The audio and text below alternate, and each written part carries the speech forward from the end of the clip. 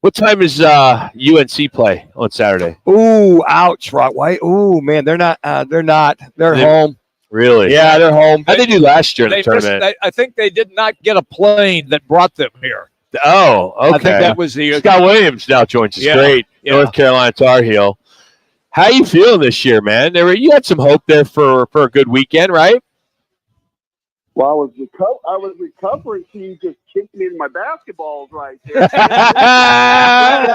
You went that low of blood. You know I don't get paid for this on the radio station. You know that someone's going to have to get me a gift card or something after that. Done. We'll take care of that. Twin Peaks coming your way. Brutal. I'm out here in Vegas with a bunch of North Carolina people. We're all commiserating that we couldn't come to Phoenix, the Valley of the Sun, so we left town to come to Vegas, and here you go throwing shots across the border. It's probably you're up right now at 2:30 in Las Vegas. It's a little early. Yeah. You just get brunch? Yeah, well, those one-arm bandits haven't gotten all my cash just yet, so they haven't retired me to bed. But Hey, I am excited. I am excited about the basketball weekend. I said, but Tarheel got smacked by a football squad. I swore I wasn't going to watch any more basketball, but this little gal, Caitlin Clark, what she's doing in Iowa has been fantastic. 3,900 points, 1,000 assists, 540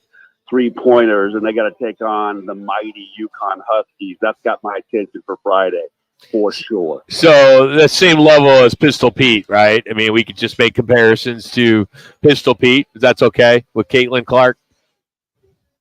Yeah. That would be pretty accurate. The way not only she scores the ball herself, but the way she can dish as well. So that's a pretty active. Oh, come on! I was being facetious. Scotty. I mean, come on. No, I hate the comparisons. What she's doing?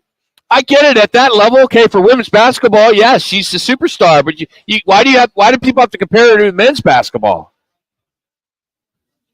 I think that's a compliment, if anything else. Okay, that's fair. I'll take that. Another lady too. I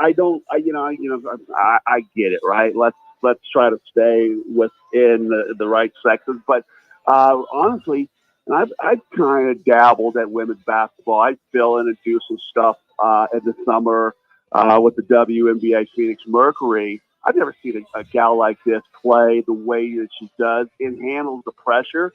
It's Jordanette, how she raises her game to meet and exceed the expectations put on her from one series to the next. What she had going with LSU and that Angel Reese, it reminded me of the old 80s basketball with Bird and Jordan. Yep. Bird and Johnson. Kind of resurrected the NBA back in the 80s. It was fun to watch. I'll just say one thing. If you're going to watch their game tomorrow night, keep your eye on Paige Beckers from UConn. Yeah. She has a similar game, Scott, and she had 2 serious knee injuries, which took her out the last 2 years, and now she is back, and she plays a very similar game. It's going to be a great watch. Yeah, she knows. She definitely knows how to get it cooking. And speaking of people that like to be in the kitchen, how about the matchup? And let's talk the men's game for a minute, because please, if Carolina can't win it, let's go over to NC State. You know, you gentlemen in boxing here in Vegas, they got the tail of the tape.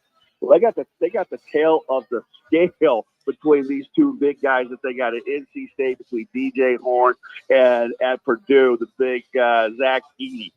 7'4". Let me just write out some numbers for you since I wrote them down. 7'4", 300 pounds, 25 points per game, and 12.2 rebounds for Edey. And 6'9", 275, which I don't believe that young man's been 275 since his freshman year.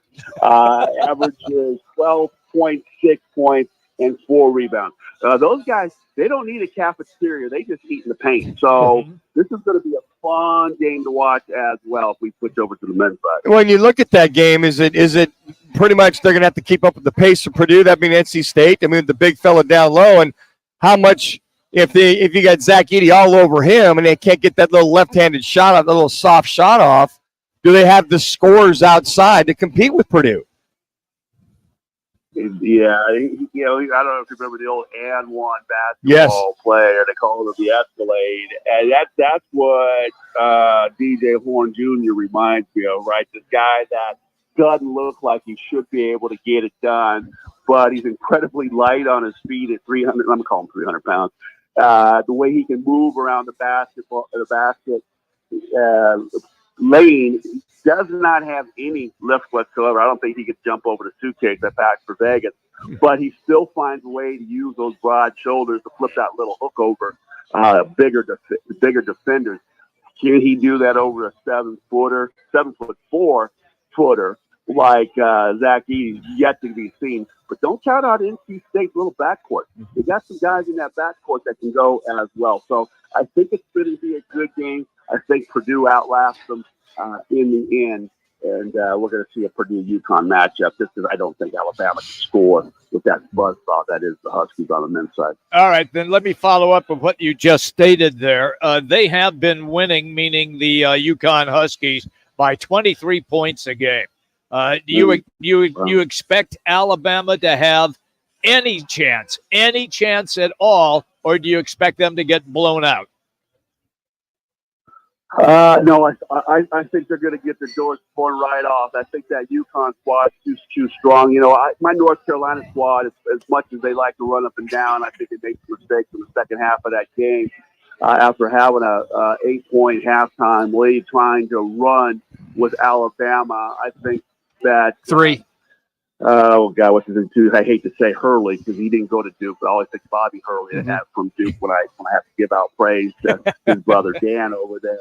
That Carolina Duke runs deep. Trust me, I was pulling for NC State last Saturday, whatever it was. But this is going to be a game where neither team is going to be able to stop each other.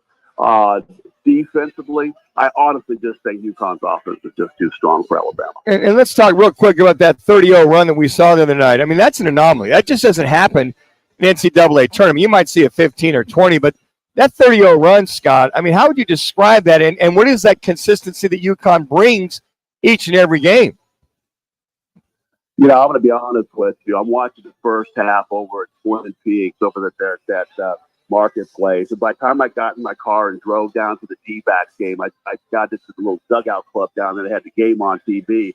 And it hadn't even looked like whoever the hell they were playing had scored since halftime. And as all of a sudden I said, that's a 30-point margin of deficit that they're in. It was unbelievable. So I did not see how they got to that run and how what they were scored inside against the free throw line where they knocked it down three. So I can't wax poetic on that, but I will say I've never seen anything like that in college in a game in a final eight. Like you might see that if Carolina plays the Citadel in the regular season back in November, but nothing like that when two teams are so highly matched up so well together here in the Elite Eight. So. That gets just to my point that they have so many ways to get that ball in the basket. I just don't think Alabama can keep up with. 29 red, buddy. 29 red. Put a C note down for me and 29 red. That's the roulette number. 29 red. All right, I will put $5 down on that just for you. All right, and Scotty or Scooter, what did we never got a chance? I didn't get to one quick shout out for the Lokes because last time I was on, we were talking about the Lokes hadn't even won a game in the tournament yet. So shout out to the Lokes and what Bryce Drew did at Grand Canyon this year. I think that I can't fail to mention that I was real proud of what they did over there. That was pretty impressive. Absolutely, well deserved. Scott, seriously, thanks for absolutely. I remember 29 red. I'm writing it down right now. You got it, Scott. Appreciate it, buddy. Thank you. Have fun. Scott Williams joining us, 3-time NBA champion. Follow him on Twitter at ScottWill42. He's been on like 10, 15 different teams, so I can only imagine playing roulette what number he would use. He's got a lot of them. Hey, he's brought to you today by All City Towing. If you're looking for a new career for this year, go to allcitytowing.com and search careers. They're looking for new people to join their team. Just head to allcitytowing.com and search careers. That's All City Towing. Statewide service. They answer your call 24/7.